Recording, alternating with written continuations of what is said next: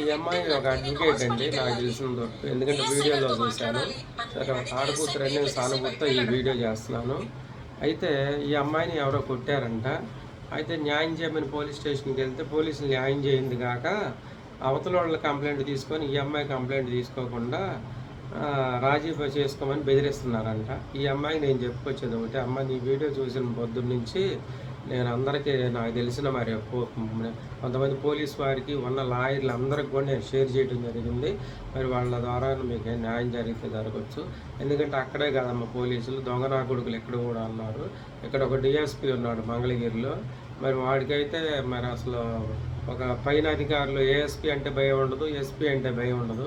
15 ఏళ్ళ క్రితం ఒక కేసు, ఒక ఆడకూతురు బట్టలు ఓడదీసి పట్టబగలు నిట్ట మధ్యాహ్నం సోషల్ మీడియాలో పెట్టారంటే వాడికి ఇంతవరకు సేవ కుట్టినట్లేదు. మరి వాళ్ళు మనుషులకు పుడతారో మరి దేనికి పుడతారో నాకు అర్థం కాదు.